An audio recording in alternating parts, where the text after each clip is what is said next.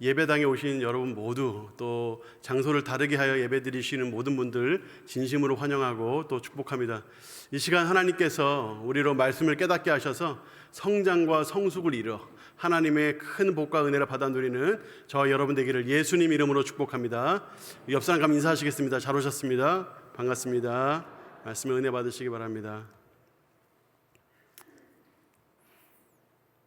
네, 여러분, 인생의 큰 성공을 거둔 어떤 사람이 그 성공을 거둔 비결을 우리에게 알려준다면 여러분들은 어떻게 귀담아 들을 마음이 있으십니까? 대업적을 이루고 많은 것들을 남긴 역사상의 뛰어난 대학자가 누군가에게 보내는 편지글에 자신의 성공의 또 이 수많은 업적의 비결을 암시적으로 남겨놓았다면, 그리고 우리가 그 편지글을 읽을 수 있다면 여러분들 한번 그 글에 한번 집중해서 한번 읽어보실 마음이 있으십니까? 제가 그 편지글 하나를 소개하려고 합니다. 아이작 뉴턴의 편지글에 이런 내용이 있습니다. 내가 더 멀리 보았다면 이는 거인들의 어깨 위에 서 있었기 때문이다. 이렇게 말했습니다. 만유인력의 법칙을 비롯한 수많은 어떤 과학적 발견 또 과학적 업적을 이룬 이 아이작 뉴턴이 이와 같은 말을 했습니다. 내가 더 멀리 보았다면 이는 거인들의 어깨 위에 서 있었기 때문이다. 사실 이 말은 아이작 뉴턴이 창작한 말은 아닙니다. 500년 전으로 거슬러 올라가서 1130년에 철학자 베르나르 사르트르가 이와 같은 글을 썼습니다. 우리는 거인들의 어깨 위에 올라선 난장이들과 같기 때문에 고대인들보다 더 많이 그리고 더 멀리 볼 수 있다.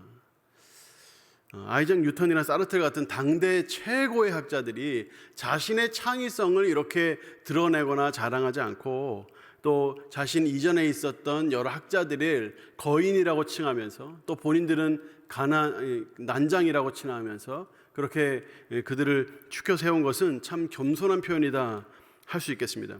뉴턴은 실제로 자신이 이와 같은 위대한 발견을 할 수 있었던 것은 이전에 존재했던 플라톤이나 또는 코페르니쿠스 같은 사람 덕분에 가능했다라고 말하기도 했습니다. 이 글을 보고 정말 이런 대학자도 이런 겸손함을 가지고 있구나 이렇게 생각할 수 있지만, 사실 이 아이작 뉴턴이 쓴 이 편지글은 사실 겸손의 표현이 아니라 어떤 자신이 만들어낸 업적을 강조하기 위해서 쓴 편지에 나온 글입니다. 로버트 훅이라고 당대에 같이 존재했던 동료 과학자였는데, 이 로버트 훅은 아이작 뉴턴의 업적이 부러워서 그랬는지, 아니면 그런 어떤 아이작 뉴턴의 어떤 이론에 대해서 항상 반기를 들고 또 폄하하고 이의를 제기하고 계속 그렇게 해서 아이작 뉴턴을 힘들게 했습니다. 그래서 아이작 뉴턴이 자신의 편지글에 로버트 훅에게 편지를 쓰면서 자신이 만들어낸 이 발견은 확실한 사실이고 또 이것은 위대한 업적이다 라고 말하는 그 문맥 속에서 오늘 우리가 방금 읽었던 내가 더 멀리 보았다면 이는 거인들의 어깨 위에 서 있었기 때문이다 라는 글을 썼습니다. 사실은 이 아이작 뉴턴은 겸손함을 표현하려고 했다기보다 자신이 만들어낸 이 업적이 정말 중요하고 위대한 업적이고 사실이라는 사실을 증명하고 또 강화하기 위해서 이 글을 쓴 것입니다. 그러니까 이것은 겸손의 표현이 아니라 자신이 어떻게 이와 같은 업적을 이룰 수 있었는지를 넌지시 드러내면서 이 업적이 사실임을, 과거의 여러 거인과 같은 학자들을 빗대어서 설명한 것입니다. 이 대학자의 말들에 우리는 좀 교훈을 얻을 필요가 있습니다. 이 교훈을 단순화하면 이렇습니다. 이미 배우고 익힌 것을 잘 기억하고 삶의 실천에서 내 것으로 만드는 것, 이것이 위대한 업적, 새로운 발견을 이루는 데에 핵심적인 요소라는 것입니다. 우리의 신앙도 마찬가지입니다. 처음 신앙을 시작했거나 또는 이제 신앙생활을 오랫동안 하신 분들도 우리의 신앙이 더 깊어지기 위해서 반드시 해야 될 게 있는데, 그게 뭐냐면 이미 배우고 익힌 것, 이미 배우고 익힌 것을 기억하고 또 그것을 삶의 실천에서 완전히 내 것으로 만드는 이 과정이 반드시 필요하다는 것입니다. 그렇게 하다 보면 우리가 어느 순간 예수님의 어깨 위에 함께 올라서서 예수님이 바라보는 곳을 같이 바라볼 수 있겠죠. 이와 같은 복이 우리에게 있어야 할 것입니다. 그런 의미에서 우리가 지난 새가족 초청주일 이후에 제가 말씀드린 이 설교들을 잠깐 요약해 보려고 합니다.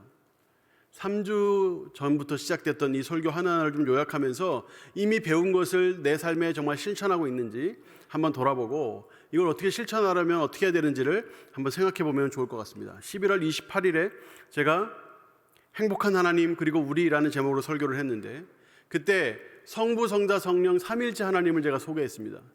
성부, 성자, 성령 삼위일체 하나님은 세 분이시지만 동시에 한 분이신 하나님이신데 이 하나님은 성부, 성자, 성령 이 세 분이 다 완벽한 연합과 완벽한 사랑 가운데 똘똘 뭉쳐있다는 말씀을 드렸습니다. 그래서 성부, 성자, 성령 하나님은 서로 깊이 사랑하시고 서로 큰 기쁨 가운데 계시며 그래서 행복한 하나님이다 이렇게 제가 소개를 했죠.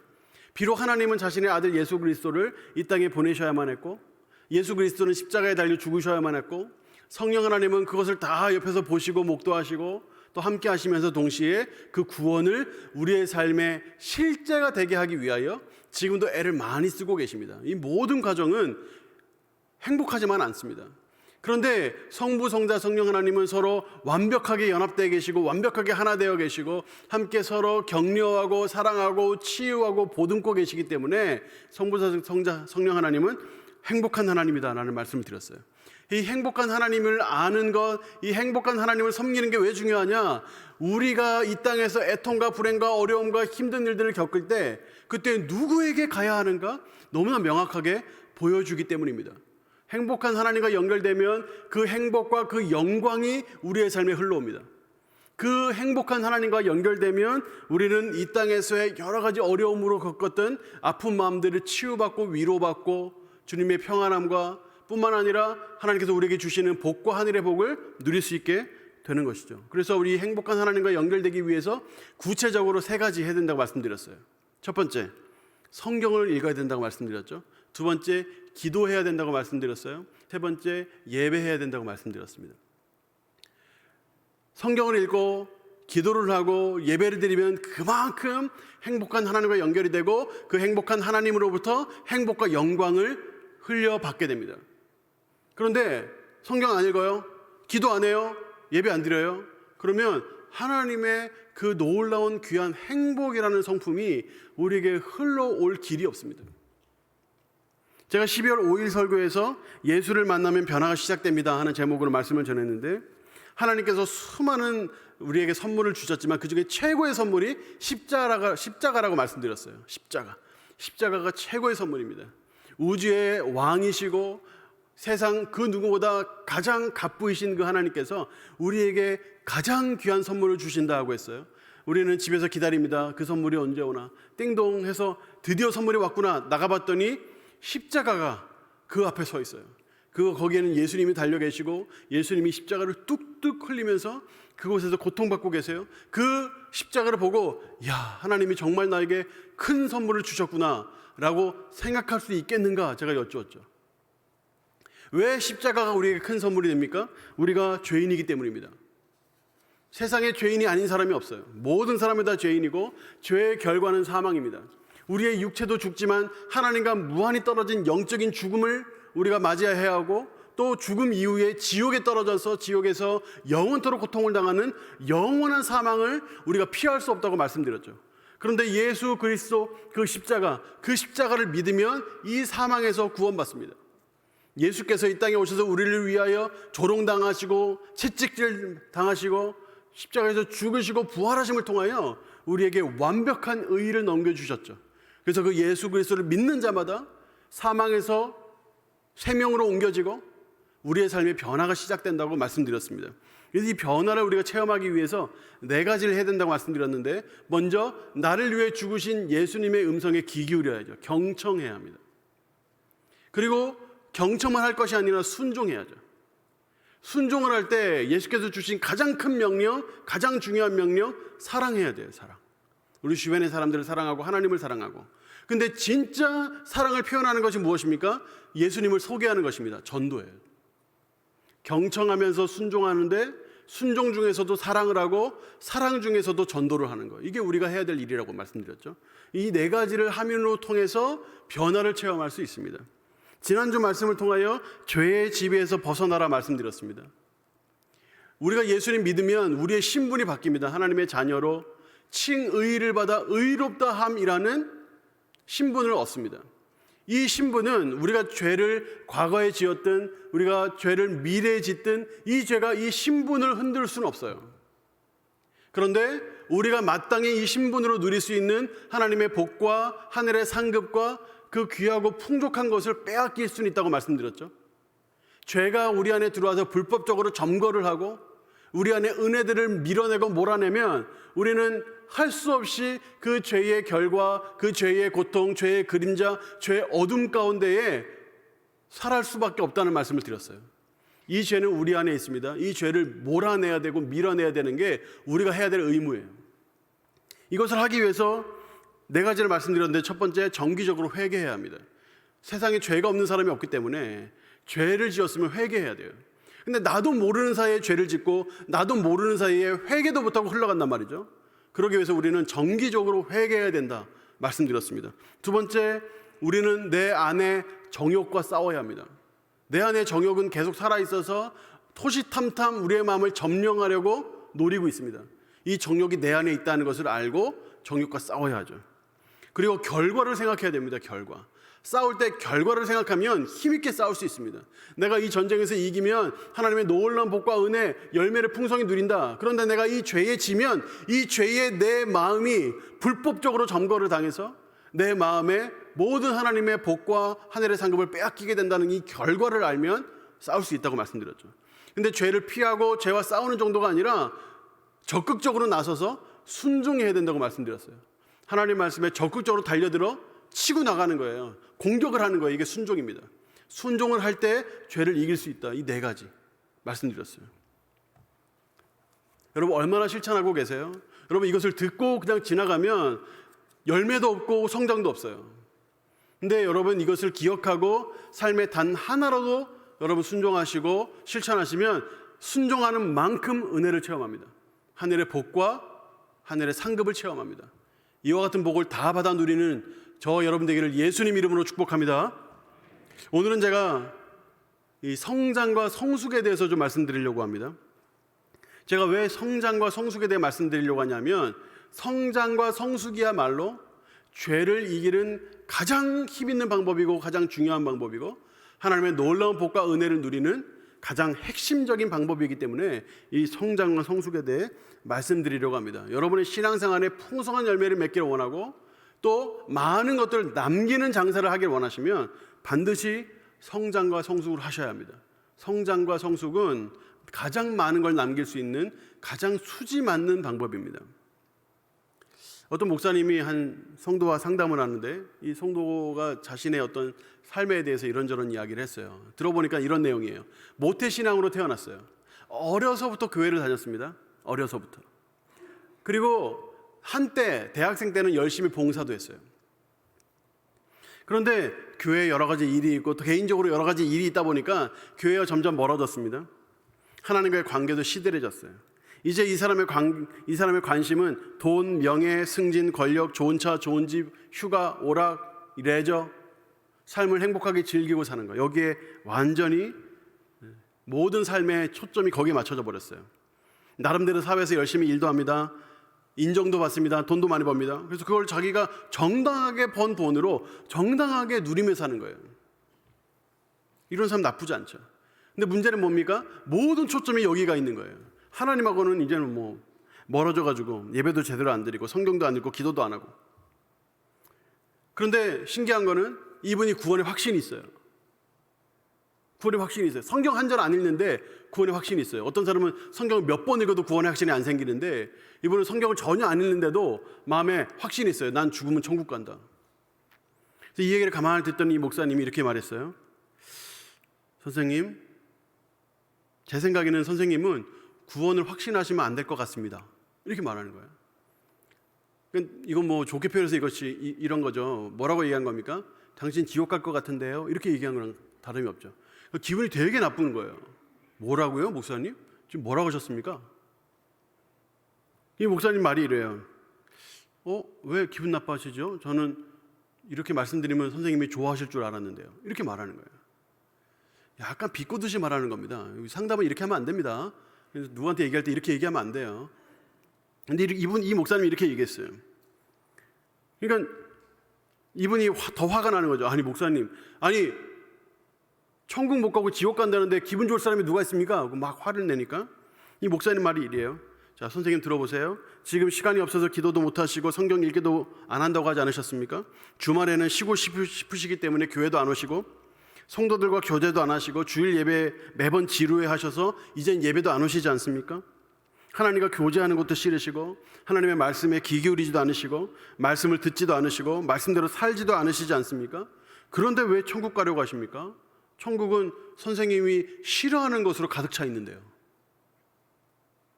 이 목사님 말씀이 이거예요. 천국 가면 하나님과 예배하고 하나님과 교제하고 예수님과 교제하고 성령님과 함께 하나님 말씀을 듣고 배우고 하나님 찬양하고 예배하고 이것으로 천국이 가득 차 있는데 예배드리고 기도하고 하나님 말씀 듣고 전혀 싫어하면서 왜 천국은 가고 싶어 하시냐 이겁니다. 여러분 물론 비꼬는 투로 얘기해서 이런 식으로 상담하면 안 돼요. 상대방에게 인격적인 모독을 줄 수 있습니다. 근데 이 대화 내용에서 우리가 배울 것이 있어요. 여러분 생각해 보세요. 지옥은 싫어요. 지옥은 안 가고 싶어요. 근데 죄는 좋아요. 천국은 가고 싶어요. 근데 하나님은 싫어요. 뭔가 이상하지 않습니까? 지옥은 싫은데 죄를 좋아해요. 죄를 못 짓고는 못 배겨요. 근데 지옥은 싫어요. 하나님은 싫어요. 하나님하고 교제하는 것도 싫고 예배하는 것도 싫어요. 하나님은 싫어요. 근데 천국은 가고 싶어요. 이게 뭐 앞뒤가 안 맞는다 이거죠. 천국이 그렇게 좋고 예배가 정말 좋은 것이고 유익하고 기도와 성경 읽기가 우리 삶에 정말 큰 복과 상급을 준다는 것을 정확하게 믿는다면 왜 우리가 이걸 안 하겠습니까? 우리가 이것을 하지 않는 것, 왜 우리가 세상을 더 좋아하고 돈을 더 좋아하고 명예를 더 좋아하고 즐기고 노는 걸 더 좋아하고 레저를 좋아하고 교회보다 그걸 더 좋아하는 이유가 뭡니까? 그게 더 좋기 때문이죠. 정말 중요한 게 뭔지, 정말 가치 있는 게 뭔지, 정말 나한테 좋은 게 뭔지 모르는 겁니다. 왜 사람들이 이렇게 교회와 세상을 놓고 선택하라고 하면 생각도 안 하고 세상을 선택할까요? 왜 그럴까요? 왜 하나님을 예배하고 하나님을 따르고 그분을 섬기고 기도하고 이런 것들은 다 옆으로 제쳐놓고 왜 세상의 즐거움에 기독교인들도 예수 믿는다는 사람들도 왜 이런 세상에 이렇게 매몰되어 살아갈까요? 왜 그럴까요? 단 한마디로 얘기할 수 있어요. 성숙하지 않기 때문이에요. 성장하지 않기 때문이에요. 그래서 그렇습니다. 여러분 어린아이가 자랄 때 생각해 보세요. 어린아이가 잘 모르고 오로지 호기심만 있기 때문에 어린아이들 어떻게 하죠? 아무거나 입에다 집어넣어요. 아무거나. 손에 잡히는 장난감은 말도 못하고 자기 손도 막 입에 막 집어넣고 막 물고 빨고 또 손에 잡히는 거 다 막 그게 막 볼펜이든 뭐든 어떤 경우에는 압정 이런 것도 가까이 두면 그 입에 넣어버리죠. 그 아이들이 그렇게 합니다. 이걸 이식증이라고 합니다. 이식증. 모든 아이들이 다 가지고 있는 거예요. 초등학교 들어가기까지 막 손톱을 물어뜯는다거나 손가락을 빤다거나 이런 아이들은 많잖아요. 이식증이라고 합니다. 이식증. 근데 어느 순간부터 이 아이들이 안 하죠. 왜 안 하죠? 성장하고 성숙하기 때문입니다. 성장은 몸이 크는 거고 성숙은 배운 것을 깨달아서 마음이 크는 거예요. 이 성장과 성숙을 이루기 때문에 어느 순간에 손가락 빠는 거 또 볼펜 같은 거 입에만 넣는 거 이거 몸에 안 좋다. 이거 해롭다. 부모님이 싫어한다. 이걸 아는 거예요. 어느 순간에 깨닫는 거예요. 그래서 그때부터 의식적으로 안 하기 시작하면서 이식증이 사라지는 겁니다. 여기에 성장 포인트가 바로 성숙입니다. 성숙. 지식을 단순히 머리에 쌓는 거 중요하거든요. 근데 지식을 쌓고 이 지식이 마음으로 내려와서 느껴져요. 깨달아져요. 그럼 이렇게 하면 안 되겠구나. 이게 실천으로 연결되는 거죠. 이게 바로 지식으로 아는 게 성장이고 마음에 내려서 깨달아지는 게 성숙이에요. 이 성장과 성숙이 있어야 돼요. 성장과 성숙이 있을 때에 비로소 본능을 제어할 수 있게 됩니다. 자, 이건 다른 사람 얘기예요. 다른 목사님 이야기인데 이 목사님은 아들 셋이 있어요. 근데 막내가 좀 늦둥이로 태어났나 봐요. 이 막내 누뚱이로 태어나가지고 이 아이가 4살, 5살 됐을 때 이 목사님은 항상 이렇게 집을 나서실 때 자녀들에게 100원씩 이렇게 용돈을 주곤 하셨대요. 그때 당시에는 그 100원 가지고 뭐 사탕도 사 먹고 뭐 과자도 사 먹고 그랬나 봐요. 100원씩 이렇게 주는데, 그러니까 애들이 맨날 아빠한테 가가지고 아빠 100원만 그러거든요. 근데 이 막내가 이렇게 보고 배우는데 이 형이 가가지고 100원만 이러고 100원 받아다가 사탕도 사 먹고 과자도 사 먹고, 100원 좋은 거구나 안 거예요. 그래서 이 아이가 말을 배우는데 첫 번째 엄마, 두 번째 아빠, 세 번째 100원만. 그래서 이제 맨날 이제 아빠가 나가면 이 꼬마아이가 쫄랑쫄랑 가서 아빠 100원만 받아가지고 그거 이것저것 사 먹는 거예요. 어느 날 이제 이 목사님이 이제 집을 나서시는데 이 4살짜리 애가 꼬마 쫄랑쫄랑 또 와가지고 아빠 100원만 그런 거예요. 그러니까 이 목사님이 이제 주머니를 뒤지는 거죠. 근데 100원이 없어요. 대신에 500원이 있어요. 그래서 그래 너 오늘 수지 맞았다면 500원 주는 거예요. 그러니까 이 아이가 어떻게 해요? 500원 받아서 보면서 아빠 한번 보고 500원 한번 보고 아빠 한번 보고 500원 한번 보고. 왜요? 500원 처음 봤거든. 동전인가? 이거 돈 맞나? 근데 목사님 이거 귀엽잖아요. 그래서 피식하고 웃은 거예요. 이게 문제예요. 아, 아빠가 이거 돈 아닌 거 주고 장난치는구나. 500원 집어 던지고 막 100원 달라고 막. 귀엽죠. 귀여워요. 4살이니까 귀엽죠. 대학생 돼가지고 그러면 귀여울까요? 문제가 심각하죠. 그죠? 어려서 그래요. 몰라서 그래요. 여러분, 제가 1,000원짜리 한 장 놓고 5만 원짜리 한 장 놓고 원하시는 거 가져가세요. 그러면 여러분 뭐 가져가실래요? 당연히 5만 원짜리 가져가시겠죠? 조금 더 지혜로운 분은 아마 2개 다 가져가실 거예요. 그렇죠? 뭡니까 이게 아는 거거든요. 성숙이거든요. 성숙하면요 500원을 위해서 100원은 버릴 수 있는 거예요. 5만 원 위해서 1,000원 버릴 수 있는 거예요. 그보다 몇 배의 가치가 여기에 있으니까. 이게 바로 성장이고 성숙입니다. 이걸 알기 위해서 지식이 있어야 되고 지식을 깨닫는 게 있어야 돼요. 때로는 뭐가 중요한지를 배워야 돼요. 뭐가 중요한지를 몰라요. 본능으로 살아가는 건 누구나 해요. 본능으로 살아가는 건 누구나 합니다. 누가 모르겠어요. 뭐가 좋은지 뭐가 싫은지 뭘 모르겠어요. 다 알죠. 다. 본능은 별로 노력이 필요 없어요. 그런데 정말 바른 길, 정말 필요한 거, 나에게 진짜 유익한 걸 알려면 지식이 필요해요. 지식이. 어린아이들이 자기 몸에 좋지도 않고 해가 되는 거 막 아무거나 막 입에 넣고 막, 이거는 이성보다 본능을 따르기 때문이거든요. 근데 이 본능에 대해서 요한 1서에서는 이렇게 말씀했습니다. 자, 본능에 대해서 요한 1서 2장 16절 보세요. 이는 세상에 있는 모든 것이 육신의 정욕과 안목의 정욕과 이생의 자랑이니 다 아버지께로부터 온 것이 아니요 세상으로부터 온 것이라. 지금 이 요한은 요한 1서를 통해서 아버지에게로부터 온 것, 세상으로부터 온 것을 딱 구분하고 있습니다.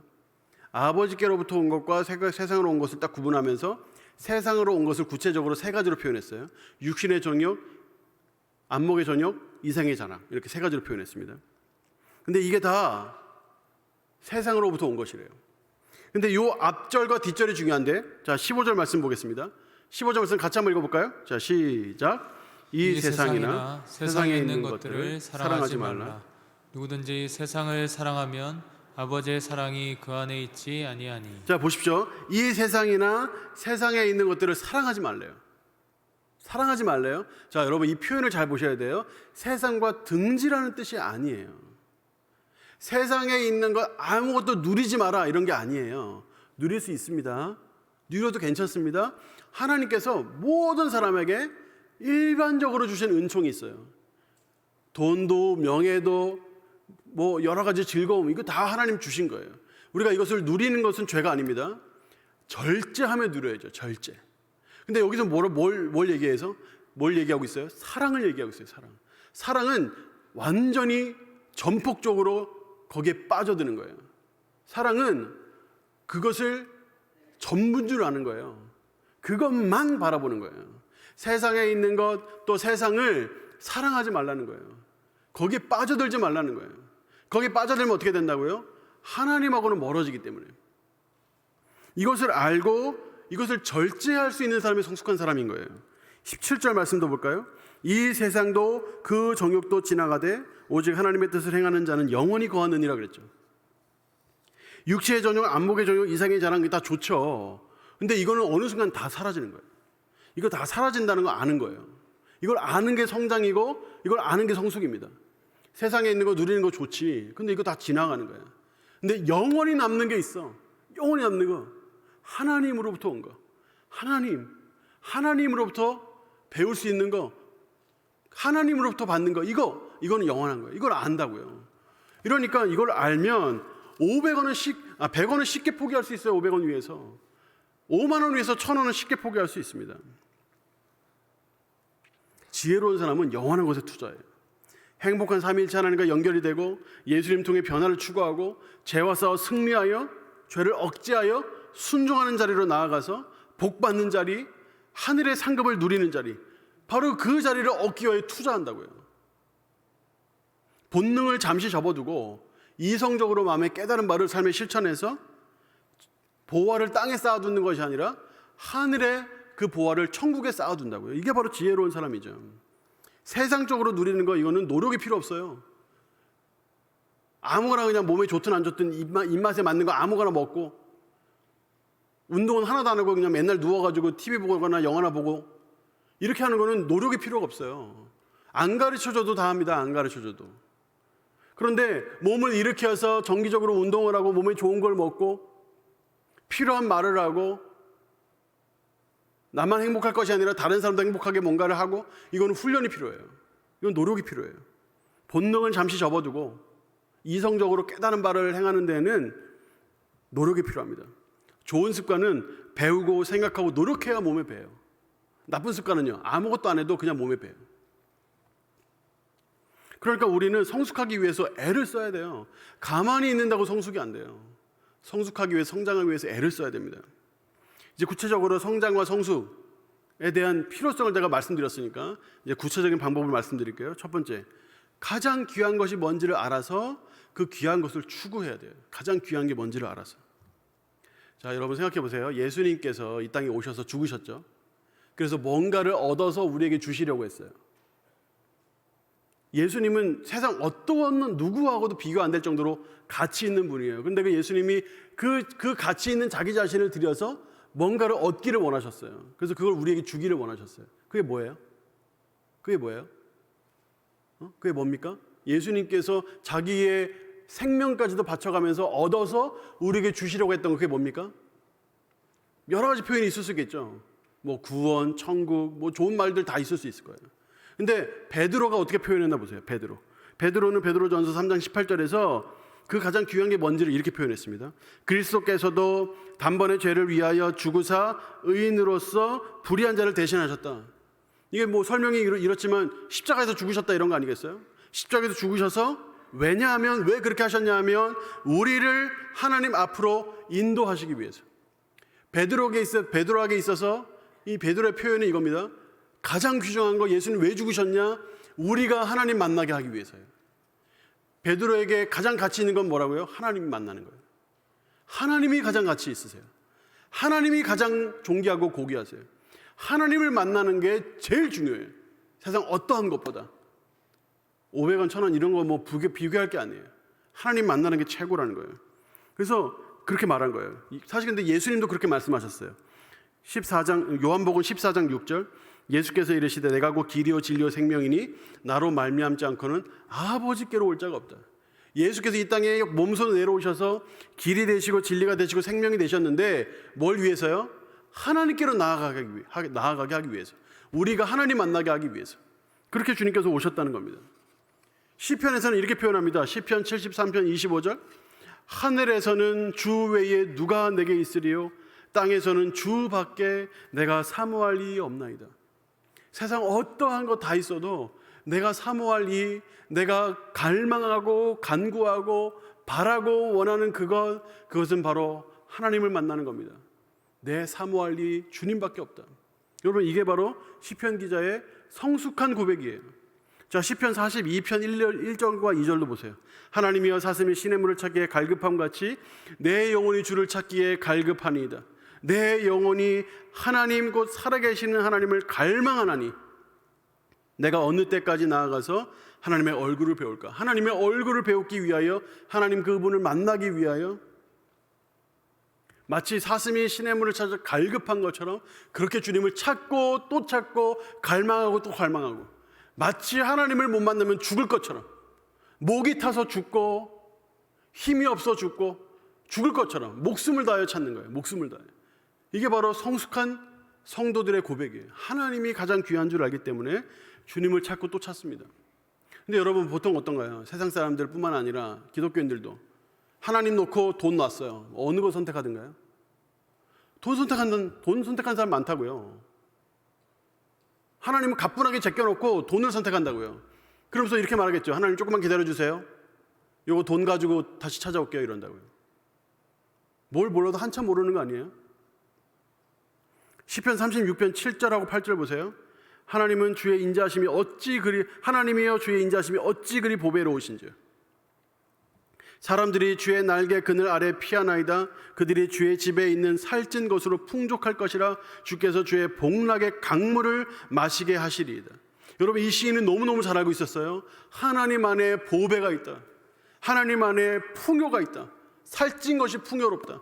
주님 안에 있으면 주의 복락의 강물을 마시게 된다. 너무너무 잘 알고 있었어요. 돈하고 비할 게 아니죠. 예수님 믿는다고 다 부자 된다는 뜻은 아니에요. 여러분, 부자 된다고 다 행복한 것도 아니에요. 하나님 안에 이 모든 것이 들어있다고요. 하나님은 복의 총화예요. 무슨 세상에 돈이니 명예니 이런 걸로 비교도 못할 정도의 놀라운 복이 그 안에 있다고요. 근데 그 하나님을 버리고 돈을 선택한다고요? 이런 어리석은 선택이 어디 있습니까? 이런 바보 같은 선택이 어디 있어요? 마태복음 6장 24절, 한 사람이 두 주인을 섬기지 못할 것이다.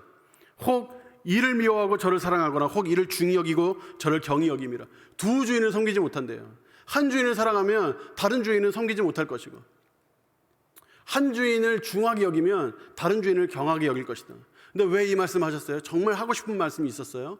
예수님이 정말 가르쳐주고 싶으신 것이 있었어요. 그래서 이 말씀을 하신 거예요. 너희가 하나님과 재물을 겸하여 섬길 수 없다. 근데 이거를 겸하여 섬길 수 없는데, 지혜로운 사람은 다 아는데, 성숙하고 성장한 사람은 다 아는데 돈을 선택한 사람은 얼마나 많이 하는 거예요. 하나님이 세상의 모든 복의 총하신데 그 복을 제껴버리고 돈을 선택한다고요? 다른 것도 다 마찬가지예요. 명예니 권력이니 다 마찬가지예요. 하나님을 버리고 이걸 선택한다. 바보 같은 행동이죠. 하나님이 정말 귀하구나. 진짜 하나님이 복의 총화 되시는구나. 세상의 복과 비교할 수 없는 복이 거기에 있구나. 하나님을 만나는 게 가장 귀중하고 고귀하고 가장 가치 있구나. 이걸 아는 것이 성장과 성숙의 기초입니다. 이걸 모르면 성숙을 못해요. 성장을 못해요. 두 번째 우리가 기억해야 될 것, 구체적인 성장하기 위한 지침은 성장에는 끝이 없다는 것을 아는 겁니다. 성장에는 끝이 없어요. 교회를 비교적 오래 다니신 분들은 이런 생각하시는 분들이 혹 계실지 모르겠어요. 나는 할 만큼 다 했다. 배울 만큼 다 배웠다. 성숙할 만큼 성숙했다. 그렇게 생각하시는 분들이 있어요. 여러분, 근데 에베소서 4장 13절 말씀 보세요. 우리가 다 하나님의 아들을 믿는 것과 아는 일이 하나가 되어 온전한 사람을 이루어 그리스도의 장성한 분량이 충만한 데까지 이르라 하는 것이 하나님의 말씀이에요. 우리의 성장에는 끝이 없어요. 우리는 예수 그리스도를 닮아가야 되는데 그냥 닮아가는 정도의 수준이 아니라 예수 그리스도의 그 닮아감이 충만해야 돼요. 충만해야 돼요. 예수님처럼 되는 거 우리가 해야 될 일이에요. 여러분, 이 땅에서 열심히 주님을 알아가다가 천국 갔어요. 천국 가면 이제 더 이상 하나님을 알 필요가 없겠죠. 직접 하나님을 대면해보고 예수님을 직접 만나고 성령님과 직접 교제하는데 하나님을 알 필요 없겠죠. 충분하겠죠. 그러면 그렇지 않아요. 근데 하나님은 무한하시죠. 우리는 유한한 존재예요. 우리가 천국 간다고 하나님 되나요? 우리가 천국 간다고 우리가 무한해지나요? 그렇지 않거든요. 우리는 유한해요. 하나님 무한하세요. 유한한 인간이 무한한 하나님을 끊임없이 배워가는 거예요. 끊임없이. 그 하나님은 영원토록 배워가도 끝이 없어요. 무한하신 분이시니까. 그 말은 우리는 천국에 가서도 하나님을 알아가는 기쁨을 영원토록 누릴 수 있다는 뜻이에요. 여러분, 끝이 없어요. 끝이 다 된 게 없어요. 다 되었다고 여기는 그 순간부터 내리막길인 거예요. 그 순간부터 죄의 마음에 불법적 점유를 허용하게 되고, 그 죄로 인하여 점점 마음에 근일이 쌓이기 시작하고, 죄악이 내 삶에 하나님의 놀라운 복과 은혜의 상급을 빼앗아가기 시작하는 게 시작되는 겁니다. 마지막으로 드리는 세 번째 구체적 지침이 이것이에요. 양육과 교육과 훈련에 참여하세요. 지난 금요일에 SMC 아카데미, 또 어성경, 또 여러 특활 활동에 대한 수료식이 있었습니다. 그 수료식에 총 한 200명 넘는 분들이 참여하셨고 또 수료들을 하셨어요. 어성경만 100명, 그리고 아카데미 전체 100명, 또 특활 활동해가지고 많은 분들이 공부하시고 이번 학기에 수료하셨습니다. 어떤 분은 두세 개씩 듣기도 하셨고, 그 중에는 나이가 많은 권사님도 계셨어요. 그 권사님 저한테 그러시더라고요. 코로나가 나쁜 것만은 아니다. 만약에 자기가 교회 와가지고 공부해야 했다면 자기 못 왔을 거다. 근데 집에서 공부할 수 있으니 너무너무 좋더라. 그런 말씀 하시더라고요. 존경스럽다는 생각이 들었어요. 여러분, 양육이 뭐냐면, 양육은 마치 엄마가 어린아이를 업어 키우듯이 이렇게 키우는 거예요. 그래서 키우는 데 목적이 있고 수료를 시키는 데 목적이 있어요. 그래서 등에 업어서 막 키웁니다. 그래서 새가족 훈련이라고 들어봤어요? 새가족 훈련이라고 안 해요. 새가족 양육이라고 하지. 새가족은 양육하는 거예요. 등에 업어 키운다고요. 교육은 뭘까요? 교육은 지식을 전달받는 데 포인트가 있어요. 지식을 전달받는 데. 여러분, 교육 많이 받으셨죠? 초등학교, 중학교, 고등학교 다 교육이잖아요. 교육을 받는 거예요. 교육. 교회에서 하는 대부분의 교회들이 뭐 교육과 훈련한다 이러면 거의 다 교육에 초점이 맞춰져 있습니다. 지식 전달에 초점이 맞춰져 있어요. 그럼 훈련은 뭘까요? 훈련은 해보게 하는 데 초점이 있어요. 해보게 하는 데. 배운 것을 실제로 삶에 해보고 그 해본 것을 교사나 또는 사역자를 통해서 점검받는 거예요. 어성경은 훈련에 가까워요. 훈련이라고 딱 말할 수는 없지만 훈련에 가까워요. 숙제가 주어지고 그 숙제를 교사가 체크를 해서 하고 있는지, 제대로 하고 있는지 체크를 하니까 훈련에 가까워요. 예를 들어서 청년이 교대에 다니면서 이제 선생이 될 준비를 했어요. 여러 가지 이제 선생님으로서 해야 될 지식들을 배우죠. 그러면 그거를 교생 실습을 나가서 실제로 실습을 해본다고요. 그 실습을 하면 그 일선 교사들이 확인을 해가지고 이렇게 저렇게 해서 이렇게 해보세요, 저렇게 고쳐주세요 말을 한다고요. 이게 바로 훈련이에요. 훈련. 사람이 변화되는데 가장 효과적인 건 훈련이에요. 근데 훈련도 교육이 없으면 안 돼요. 교육받으려면 양육받아야 돼요. 양육과 교육과 훈련은 계속 받아야 돼요. 우리는. 전 최근에 존 파이퍼 목사님 책을 읽고 있는데 책이 너무 어려워요. 존 파이퍼 목사님이라고 미국의 아주 위대한, 지금 살아계시는 목사님이신데 책이 너무 어려워요. 처음에는 이렇게 책이 얇게 나왔다가 그분이 계속 공부가 늘고 신학이 느니까 점점 책이 두꺼워져가지고 엄청 두꺼워졌는데, 그 책을 한 페이지 읽기가 쉽지가 않아요. 제가 책을 많이 읽어본 편인데도 책이 너무 깊고 넓고 철학적이어서 하나하나 문장 하나하나 이해하기가 쉽지 않더라고요. 근데 제가 그걸 하나하나 밑줄 그으면서 공부하고 또 다른 종이 옆에 갖다 놓고 막 요약하면서 공부하거든요. 그러면 제 새로운 세상이 열려요. 제 머릿속에서 신학의 새로운 지평이 열려요. 그래서 머릿속으로 알게 되고 이걸 삶에 어떻게 실천하면 좋을까를 고민하게 되고, 실천하게 되면 그만큼 더 저는 발전하게 되겠죠. 제가 2015년에 미국에서 공부 마치고 박사학위 딱 들고 한국에 들어올 때 제가 결심한 게 하나 있었는데, 그게 뭐냐면 이젠 더 이상 공부하지 않겠다 했어요. 이제 진짜 공부하기 싫더라고요. 미국에서 힘들게 공부하기도 했지만 이제는 진짜 사역만 해야지. 지금까지 공부한 것만 나눠줘도 충분하다, 이렇게 생각했어요. 제 마음에. 그러고 나서 대구 동신교회 감사하게 오게 되고, 그래서 동신교회에서 이제 부교육자 딱 부임하자마자 500페이지 책 달달달 외워서 시험 봤어요. 500페이지 책을 달달달 외워서. 제가 오자마자 독서실 끊었다니까요. 공부한다고 일주일. 그 책 앉아가지고 달달달 외운다고. 왜 그걸 달달달 외웠냐면, 그거 시험 봐서 낙방하면 사임해야 돼요. 대구 동신교회 그렇게 합니다. 권성수 목사님 그렇게 해요. 아마 전국에 그렇게 하는 교회 거기밖에 없을걸요. 저도 그래서 그런 충동이 생겨요. 우리 부교육자들도 시험 볼까. 근데 지금 아직 용기를 못 내고 있어요. 다 도망갈까 봐. 그 시험 봅니다.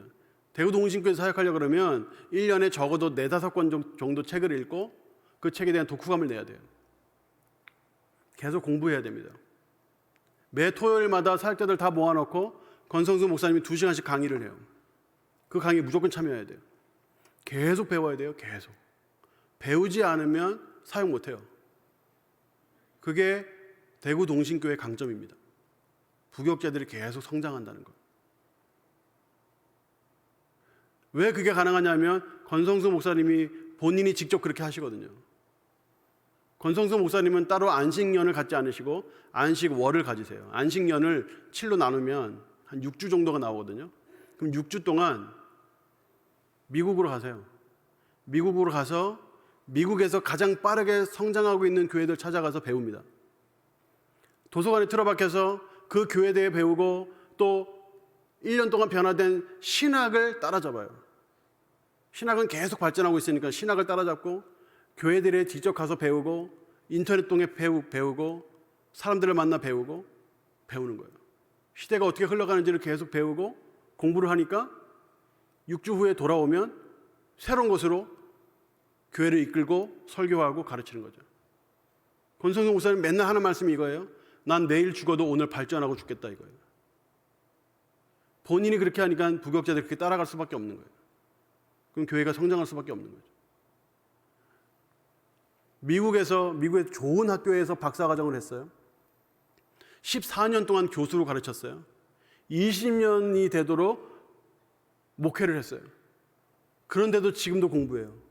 지금도 배워요. 지금도 익혀요. 지금도 훈련해요.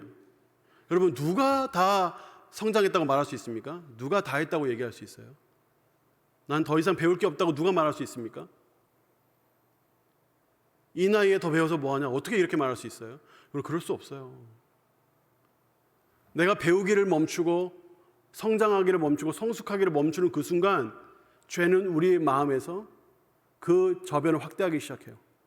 불법적으로 점령하기 시작하고 그것은 시간이 얼마나 걸릴지 모르나 어느 순간에 우리를 마치 불신자와 다름없는 처참한 모습으로 바꿀 수도 있는 겁니다. 무서운 일입니다. 우리는 성장해야 합니다. 우리가 배울 때에 성장할 수 있고 배울 때 성숙할 수 있고 배울 때 행복할 수 있고 배워야 변화될 수 있고 배워야 죄와 싸워 승리할 수 있습니다. 배워야 세상과 비교해서 뭐가 가치 있는지 알 수 있게 됩니다.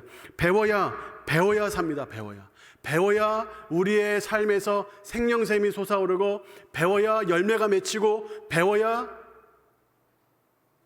나만이 아니라 우리의 자녀들, 내 주변 사람들을 변화시킬 수 있게 되는 거예요. 배워야 합니다. 성장해야 됩니다. 성숙해야 합니다. 여러분, 하나님을 얻기 위해 배우십시오. 하나님이 가장 귀한 줄 알아야 돼요. 그래서 하나님을 얻기 위해 배워야 해요. 예수 그리스도를 닮기 위해 배워야 합니다.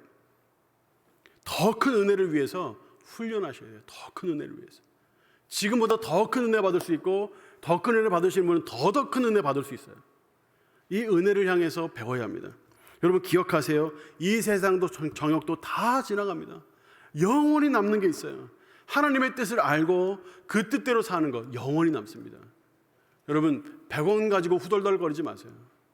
더 가치 있는 것을 손에 쥐세요. 더 가치 있는 것을 위해 배우고 더 가치 있는 것을 위해 뛰어들고 해서 더 큰 배움을 통하여 성장 성숙을 하여 하늘의 복과 상급을 받아 누리는 저와 여러분 되기를 예수님 이름으로 축복합니다. 우리 다리가 혹시 불편하지 않으신 분들만